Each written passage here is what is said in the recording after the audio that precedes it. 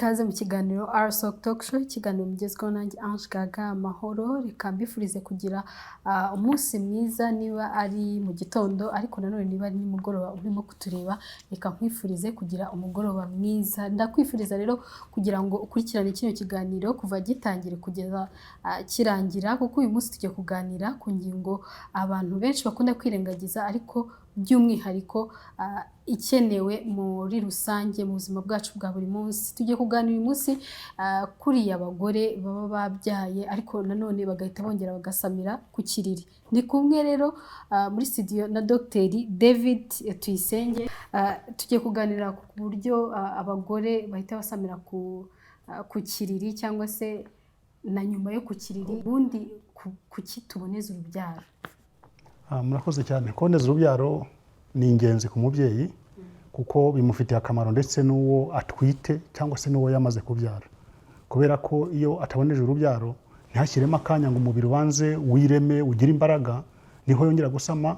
Icyo gihe akongera gusama bigatuma ajya kubyara ananiwe, akaba yagira icyo twita complication cyangwa se ingorane zijyaniye mu kubyara, nko kugira amaraso makeya, kuva aho. Ni ku ruhande rw'umubyeyi. Mu gihe ku mwana, ku gahinja atwite, niba ahise atwita ako kanya umubiri utarubaka ngo intungamubiri ziba ari nyinshi, gashobora kugwingira mu nda, ashobora kuzakabyara imburagihe, ugasanga mu by'ukuri izo arizo complication cyangwa se ingorane uruhinja ruzagira.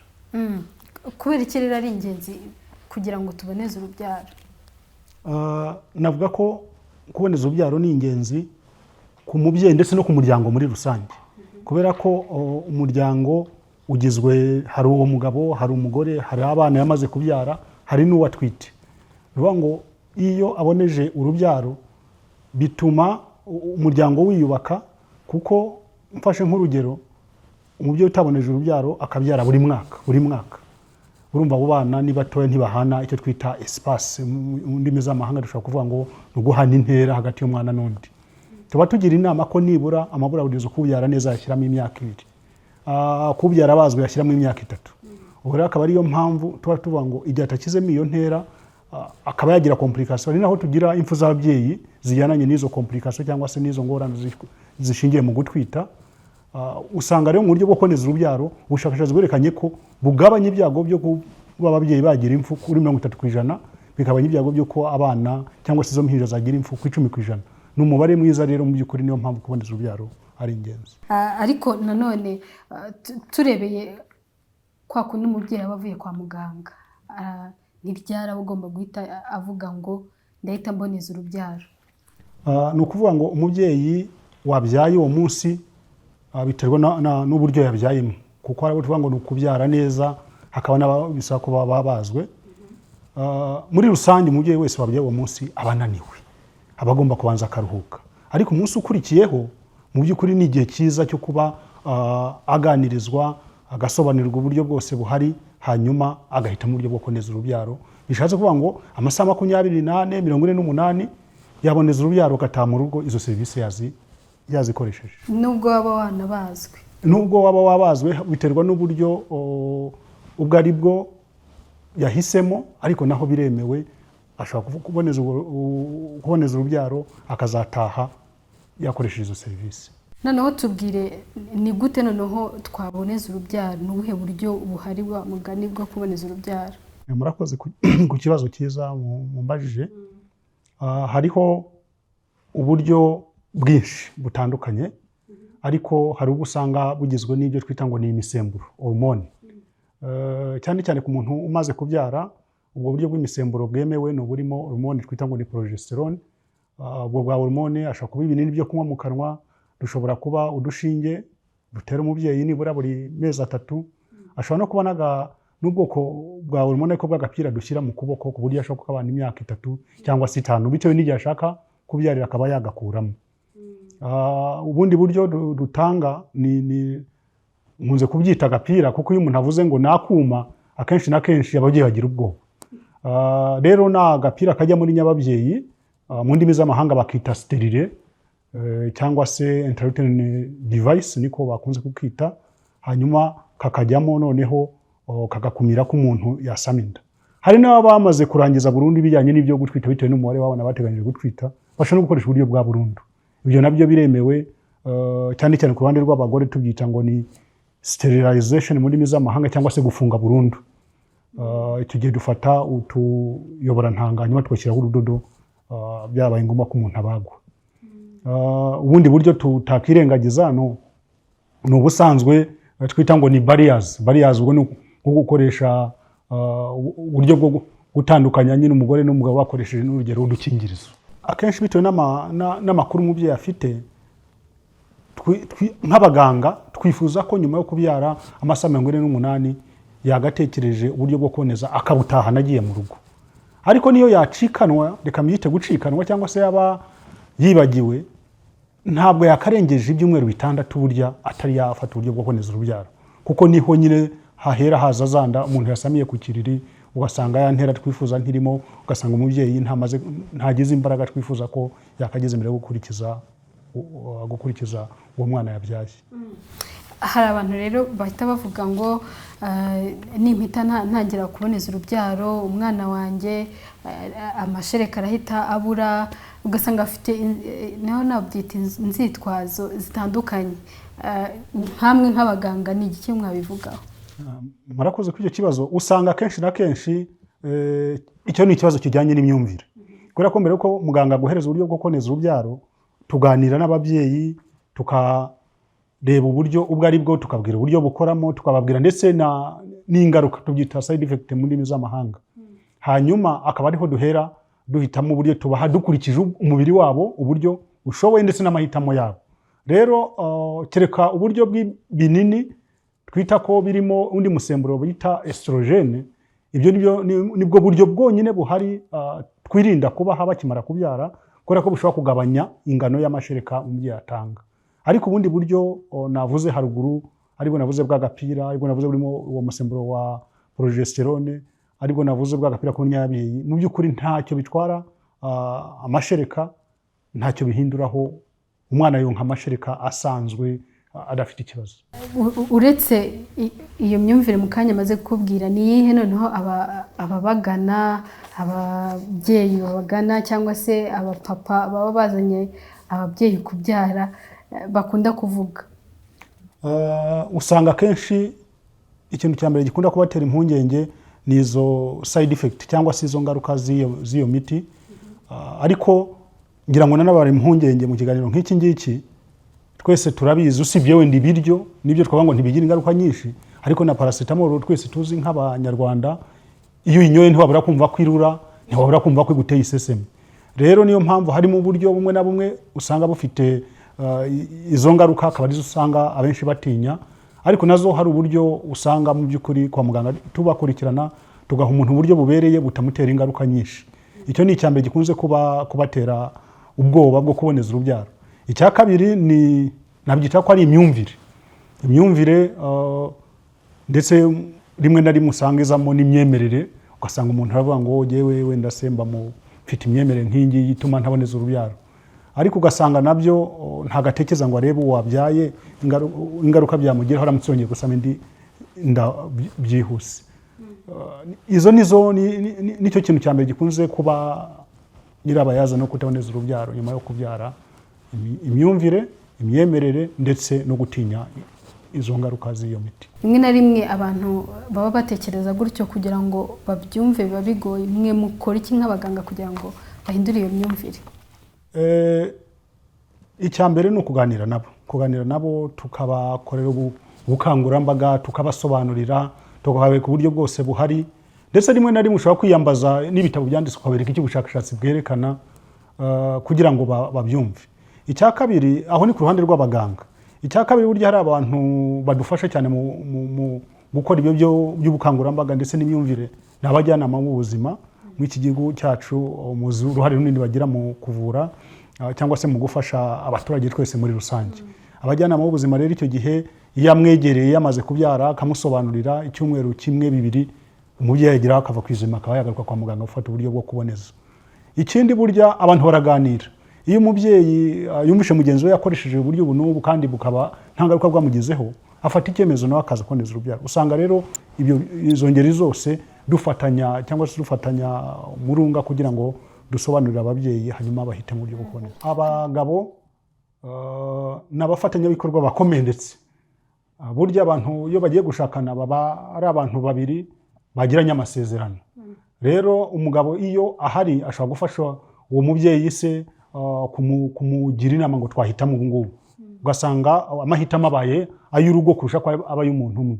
Icyo ni urwo uruhare rwa mbere umugabo adufasha. Uruhare rwa kabiri, umugabo ashobora nanone kudufasha igihe umubyeyi amaze gutaha, akamufasha akamudeplasa, akamufasha kugera kwa muganga kugira ngo n'uburyo bwo kuboneza. Uruhare rwa gatatu, iyo tuvuze umuryango muri rusange ni umugabo n'umugore. Bisaba rero ko decision cyangwa se gufata icyemezo icyo gihe bibi by'abantu babiri, uzi rimwe na rimwe hajemo umuco wacu. Ku ruhande rumwe navuga ko ari mwiza, usanga icyemezo runaka gifatwa kitabonetsemo umugabo akenshi ntabwo kigira imbaraga zikomeye. Yego. Ubu bukangurambaga buri ahantu hatandukanye, ariko nanone bikorwe bite kugira ngo bigere no mu byaro? Ni ukuvuga ngo mu gihugu cyacu no mu byaro ubukangurambaga burakorwa, cyane cyane nk'uko nahoze mbivuga haruguru, abajyanama b'ubuzima bariyo baradufasha, bakigisha ababyeyi, bakabasobanurira. Ikindi ku bigo nderabuzima, serivisi hafi ya zose ndetse zo kuboneza urubyaro ziri ku rwego rw'ibanze. Ni serivisi z'ibanze ziri ku rwego rw'ibigo nderabuzima, aho usanga basobanurirwa ndetse bakanazihasanga n'imiti bakayibona ku bigo nderabuzima. Ikindi nakongeraho ni uko n'uburyo bwo kwigisha butandukanye bunyura ku maradiyo, bunyura kuri televiziyo se, bunyura se ku mbuga nkoranyambaga, n'uburyo bwiza bushobora gufasha mu by'ukuri kurushaho gukangurira ababyeyi uburyo bwo kuboneza urubyaro. Kandi urabizi ko igihugu cyacu internet yageze ahantu hose, naho mu byaro byagerayo bakamenya ubwo buryo kandi bakasobanukirwa bagafata icyemezo. Yego, tugaruke ku bagore. Iyo umugore yamaze kuboneza urubyaro, ni izihe ngaruka ashobora guhura nazo? Navuga ko ingaruka biterwa n'uburyo yafashe. Ntabwo umuntu wese wafashe uburyo bwo kuboneza urubyaro navuga ko azahura n'ingaruka. Reka mfate nk'urugero kugira ngo nanabare ndetse abadukurikiye tugende tuvuga kuri imwe niba ntacyo bigutwaye. Ntacyo bintwaye kuko niko kazi kanjye, niko kazi nkoramo. Tuvuge wenda umuntu ahisemo kunywa utunini nahoze mvuga kuko turimo turavuga ku muntu uboneje urubyaro ako kanya akimara kubyara, agahitamo kunywa utunini. Ni ukuvuga ngo unyoye utunini akenshi na kenshi nk'uko nahoze mbivuga, isesemi unyoye akanini wese agasesemi karaza. Iyo ni ingaruka imwe yabaho kandi mu by'ukuri ihita irangira ako kanya. Utwo tunini tumwe tuba turimo imisemburo.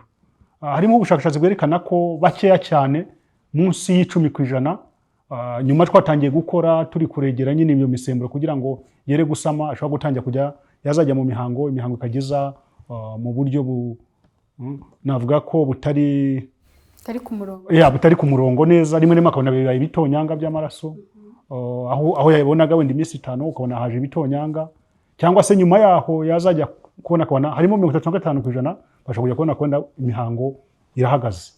Bakunze kugira ubwoba, akaba yaza no kwisuzumira akatubaza tese ko imihango yahagaze, aho n'ibifitano byirunda umunsi umwe bikazaba ikibyimba cyangwa bigaturika. Ariko mu by'ukuri ntago ari byo, ni ukubera ko umubiri we waregeye imisemburo, aho rero imihango yagomba guturuka hakaba hagiye ku murongo, reka mbyite gutyo, ku buryo ariyo mpamvu atari kujya mu mihango. Ubwo bwari uburyo bumwe bw'utunini ndetse n'udushinge twa buri mezi 3. Mu gihe agapira dushyira muri nyababyeyi ko gukumira ko umuntu yasama, urabyumva mu gihe ugashyiramo umuntu ashobora kumva ari uncomfortable cyangwa se akumva ntameze neza igihe gitoya, ku buryo umuntu utunini tw'ububabare dushobora kumugabanyiriza nk'iminsi 3. Ariko ntabwo bisaba ngo mu gihe ugashyiramo bamutera ikinya, ntibisaba ikinya rwose. Ntabwo biryana ku buryo bigeraho umuntu byasaba ko aterwa ikinya cyangwa ahabwa imiti y'ububabare ihambaye. Nyuma yaho ubwo buryo nta yindi ngaruka ihari izwi iyo bwagiye mu bwo bw'agapira ko muri nyababyeyi bitera. Numva ari izo ngaruka nabasha gusobanura za bumwe mu buryo bwo kuboneza urubyaro. Tuvuge kano kanya hari umuntu urimo kutureba ahisemo guhita aboneza urubyaro. Ni izihe ngaruka nziza ashobora guhura nazo nyuma yo kuboneza urubyaro? Murakoze cyane. Ingaruka nziza cyangwa se icyo bizamufasha ndagishyira nko mu byiciro bine. Icya mbere nk'umubyeyi azabya cyangwa se nk'umuryango nk'urugo bazajya kubyara umwana bateganyirije, bamenye ngo tuzamubyara igihe iki n'iki, bakurikiza umubare w'abana bashaka kuba babyara. Icya kabiri, umubyeyi azajya kugera igihe yongera gusama indi nda amaze kugira imbaraga, niko nabisobanura, afite amaraso ahagije, intungamubiri zirahagije, bishatse kuvuga ngo azaba afite imbaraga ku buryo uburwayi bumwe na bumwe bufata ababyeyi batwite nko kugira amaraso makeya, kirimo bumwe mu burwayi bukunze gukomplika cyangwa se kugora ababyeyi batwite, icyo ngicyo ntikizaba kiriho. Ndetse nk'uko nabivuze, ibyago byo kuba umuntu yapfa ari kubyara biragabanuka. Ikindi kandi uwo mwana azaba agiye gusama, icyo gihe azasanga umubyeyi kuba afite intungamubiri zihagije, bizatuma umwana adashobora kuba yavuka ari premature, ariyo twita ngo kuvuka atagejeje igihe, cyangwa se bitume uwo mwana atazagwingira. Kugwingira nabyo burya umwana ashobora kugwingirira mu nda akazavuka ari akana gatoya, ibyo nabyo bikanamukurikirana kandi bigatuma adakura neza.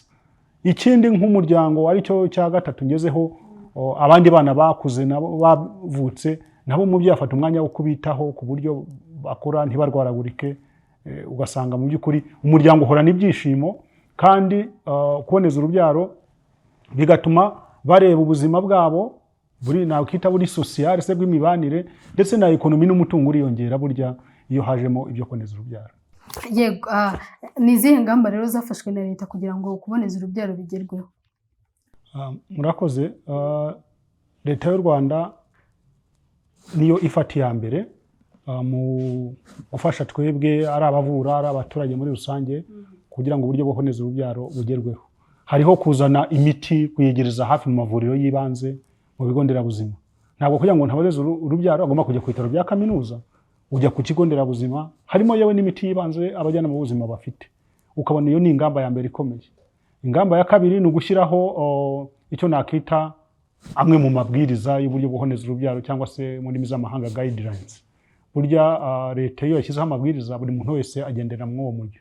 Mu by'ukuri nkabona ko iyo ni ingamba, ni zimwe mu ngamba leta yadufashijemo kandi ituma uburyo bwo kuboneza urubyaro busakara ahantu hose mu gihugu. Nkabona ko no kuba kongera umubare w'abakora kwa muganga nayo ni indi ngamba ikomeye, kuko burya iyo bahari bahagije bashobora gutanga ibyo bisobanuro, abaturage cyangwa se ababyeyi muri rusange bakamenya icyo bahitamo n'amahitamo yabo, kubera ko leta yongera umubare w'abakora kwa muganga. Iyo nayo ni ingamba leta yakoze kandi n'uyu munsi igikora. Ni igiki mubafasha kugira ngo bakomeze bagire ubuzima bwiza? Nk'umuryango w'abajenekologe mu Rwanda, umusanzu wacu ahanini ushingiye ko turahari, turi kuvura hirya no hino hatandukanye mu gihugu. Aho niho dutangira umusanzu wo kwigisha abo babyeyi no kubasobanurira uburyo bwo kuboneza urubyaro butandukanye, ndetse bagahitamo ububabereye akaba ari bwo tubaha. Ariko nanone aho navuga ko ari uburyo buri direct cyangwa se bw'ako kanya. Hari n'uburyo navuga ko ari ubwakore, turimo turigisha abaganga nabo bazajya kuvura hirya no hino hatandukanye mu gihugu. Uko twigisha umubare munini niko nabo bazajya gutanga serivisi ku baturage ku buryo kuboneza urubyaro bizamuka. Harimo umusanzu dutanga mu gufasha ni muri Minisiteri y'Ubuzima mu gukora ayo mabwiriza atandukanye ajyanye n'ibyo kuvura ndetse n'ibyo kuboneza urubyaro guidelines. Ubwo nabwo ni uburyo sosiyete yacu ikoramo mu buryo bwo kugira ngo dutange umusanzu mu buryo bwo kuboneza urubyaro bube bwakorwa neza. Tugana ku musozo, hari umuntu wakurikiranye ikiganiro kuva gitangira kugeza kano kanya, akaba yaragifite impungenge kuvuga se nintangira ngafata nkajya kuboneza urubyaro bikazagenda gutya, nkazahura n'ibi bibazo. Ni izihe nama wamugira kugira ngo afate icyemezo kano kanya? Inama ya mbere ni ukumutinyura. Inama ya mbere ni ukumutinyura kubera ko twabonye ko mu by'ukuri kuboneza urubyaro umuntu amaze kubyara ari ingenzi, kuko bituma umugore abanza agakomera. Nibwo buryo nakomeje kubugarukaho cyane. Arabanza agakomera, umubiri ukiyubaka, akabona gusama iyindi nda, kandi bikamugabanyiriza ibyago byose bishobora kumugeza no ku rupfu. Ariko navuze ngo yagira amaraso makeya, ashobora no kujya kubyara agapfa. cyangwa se agahorana n'uwo munaniro, kandi umunaniro urabizi muri rusange, nanjye ubwanjye nagize umunaniro, performance cyangwa imikorere yanjye ntabwo iba myiza. Bishatse kuvuga ngo umubyeyi ntiyakita ku bana batoya abandi bari aho mu rugo, ndetse n'uwo nguwo atwite mu nda niho nahoze mvuga ko ashobora kuba yagwingira cyangwa se akavuka imburagihe kubera ko umubyeyi arananiwe cyangwa se nta n'intungamubiri umubiri ufite zo gufasha uwo mwana. Abandi bari mu rugo nabo bakagira imibereho mibi, imirire mibi ikaza no kurwaragurika n'ibindi. Rero namumara impungenge mubwira ko serivisi zo kuboneza urubyaro zirahari, kandi ntago duhata, turasobanura, tukerekana uburyo bwose buhari, tukerekana imbogamizi cyangwa se ingaruka bwagira, hanyuma agahitamo. Ubwo ahisemo akaba ari bwo tumuha, kandi burahari hose mu gihugu, yaba mu mavuriro ya leta cyangwa yigenga, ndetse akenshi na kenshi ayibanze, aho hose uburyo bwo kuboneza urubyaro burahari. Kandi twifuza ko mu by'ukuri bashyiramo space, bashyiramo intera hagati y'umwana n'undi, kuko nibwo buryo tubona twebwe nk'abakora mu buvuzi. Hari igihe umubyeyi agira complication cyangwa izo ngaruka kuvuga uti kuba yahise afatiraho agasama nibyo bitumye agira n'ibi byago bikurikiyeho. Rero nkumva ari uburyo bwiza tubashishikariza bwo kuboneza urubyaro, badategereje ngo reka nzajye nyuma y'imyaka 3, kuko arataha yamara wenda ayo mezi 4 bakabinda arayisamye nyine, nyuma akazagaruka mu isuzumiro ukabona ko asa nk'umuntu ufite ipfunwe. Ingero zirahari, ariko mu mwuga wacu ikinyamwuga ntabwo uvuga izina ry'umuntu. Yego, ntabwo rwose nanjye ngubajije, ntabwo uvuga izina ry'umuntu, ariko si umwe si babiri. Ujya kubona ukabona, reka mfate nk'urugero, wamukoreye operation ya cesarienne, umubyaza umwana w'umuhungu w'ibiro 3500, ku munsi wenda wo kumusezeraho ukamubwira uti buryo bwo kuboneza urubyaro n'ubu, ati nzagaruka, ukamusezerera agataha. Nyuma y'amezi nk'6 ukajya kubona ukabona ageze kuri consultation cyangwa se ku biro byo gusuzuma, ukabona asa nk'ufite nyine ipfunwe nk'uko nabivugaga, ukabona ntanezerewe mu by'ukuri. Uwo muntu ntabwo afite isura yerekana ko anezerewe, kubera ko inda yahitwise idateganyijwe. Indi idateganyijwe ubwo n'indi mibare bije. Iyo mibare myinshi yaje, abantu ntabwo bishimye. Rero icyo gihe hakaba n'igihe akubwira ati rwose mumbabarire, ubutaha muzahite mungira gutya, muzafunge burundu, kandi ari ukubera iyo mpamvu. Ni zimwe mu ngero rero tugenda tubona mu isuzumiro z'abantu bagaruka kubera ko batafashe icyemezo ku gihe. Ni byiza rero ko tubasaba ko umuntu umaze kubyara, amaze kuruhuka amasaha 48 ahite mu buryo bwo kuboneza bumukwiriye, ntarenza ukwezi n'igice atahise mu buryo bwo kuboneza bwamufasha kugira ngo azakurikize umwana undi yamaze gukura. Hari ikibazo ntekereza ko ntigeze nkubaza, ariko nanone umuntu udukurikiye kano kanya ushobora kwibaza, mu by'ukuri hagati y'umwana n'undi haba hagomba n'imyaka ingana gute? Ubushakashatsi bukunze kuvuga amezi 18. Nibwo no mu bitabo, wasoma mu bitabo azasanga ariko bandika, ariko dushyize buryo umubare ugomba kuba wuzuye. Dushyize mu mibare turavuga tuti yabyaye neza imyaka 2, yabyaye abazwe imyaka 3, ariko ubwo ngubwo iyo ni intervalle, ni interaho, aho niho bashakira abadukurikiye muri iki kiganiro.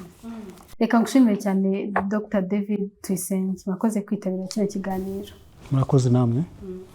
Reka mbashimire namwe mwese mwabanye natwe mu kiganiro RSOP Talk Show. Reka tuzasubira ubutaha.